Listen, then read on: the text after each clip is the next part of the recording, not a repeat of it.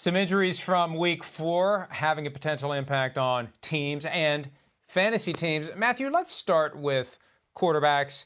In New York, they may be down to Davis Webb, who's currently on the practice squad. Daniel Jones has the ankle injury.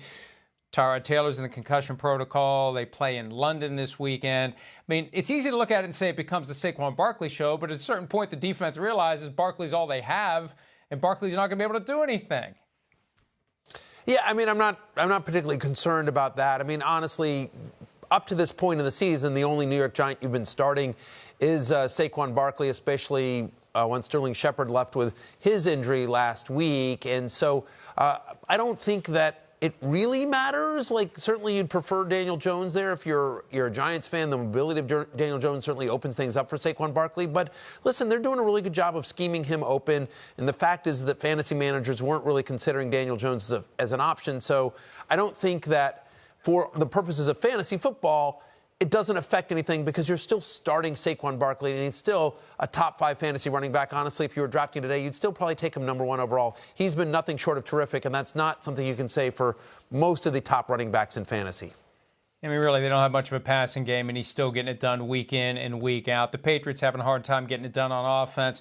Mac Jones already out with the ankle injury. Brian Hoyer with the head injury today. Bailey Zappy looking better than maybe people would have thought that he looked. What does that do to your assessment of the Patriots' offensive weapons from a fantasy perspective? Yeah, again, not much. I mean, the truth of the matter is that whether it was, Mac Jones or Brian Hoyer or now Bailey Zappy under center, this is still a run-centric team with a lot of wide receivers that, create mismatches on defense, but a slow-paced offense that is, run-heavy is not really something. I know Devontae Parker had the big game 2 weeks ago, and we've seen moments from Jacoby Myers, but honestly, Damian Harris, Ramondre Stevenson, Damian Harris. That's who you've always wanted to start on the Patriots, and I think that will continue no matter who's under center for New England. It's going to be a run-heavy team, and those are the two guys.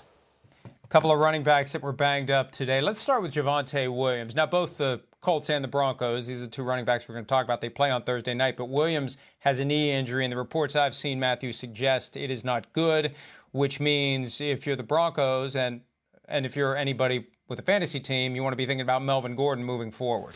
Yeah, it's interesting. So Melvin Gordon, had a fumble today. He played only 9 snaps on Sunday. 9 snaps. I mean, he leads the NFL with 4 fumbles among running backs. Now, he hasn't lost all of them, but still, he had the bad fumble on the goal line in week 1. And so my expectation here is that this becomes a committee. It's still going to be Melvin Gordon, to your point, but he's rostered in most fantasy leagues. I think Mike Boone becomes an interesting pickup as well. Had the 4 touches, 29 yards in this game. I think you'd see him involved more in this run game. Again, they want to do kind of a committee there. So Mike Boone becomes flex interesting in fantasy, and he would be a popular pickup this week, as I assume Melvin Gordon is rostered in most leagues. But yes, if Melvin Gordon were out there in yours, that would be the priority pickup over Mike Boone. But I think it's going to be those two guys. And, prayers up for Javonte Williams, who was a popular pick in fantasy this year, and we're hoping for all the best. Mike Boone, a guy who got caught up in a numbers game in Minnesota between Dalvin Cook and Alexander Mattison. He always showed promise, and now he may get a chance to finally fulfill his potential in Denver.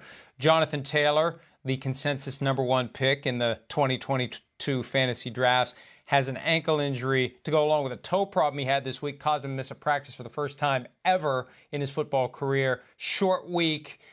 It's one of those where you just got to watch the injury reports every day and see if he's got a chance to play, because Colts need him, and anybody out there that used that first overall pick needs him as well. Yeah, there's no question. I mean, he is the Colts offense. 89% of Indianapolis' running back carries so far this season. I mean, on the depth chart right now for the Colts, I mean, you've got Nyheim Hines, you've got Deion Jackson. Like, it's not a long list of guys after Jonathan Taylor. So if JT were to miss time, I guess the expectation would be that it would be Hines, but you'd see kind of a committee, honestly. But Mike, I got to tell you, it feels like the bottom might drop out of this Colts offense if Jonathan Taylor isn't there. It's already an offense that struggled. We've seen Matt Ryan, be inconsistent, to be kind. And other than Michael Pittman, there really hasn't been much that's been working for Indianapolis. Mo Alley-Cox did have a nice game today, but honestly, without Jonathan Taylor back there, might get ugly fast in Indianapolis.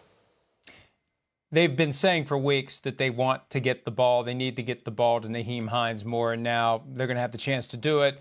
if Taylor, for some reason, doesn't play Thursday night, or if he plays and he's banged up and he doesn't get his usual workload. This is our usual workload. You'll see us here every week. And thanks for some of your time. We'll see you next time. Thanks, Mike. See ya.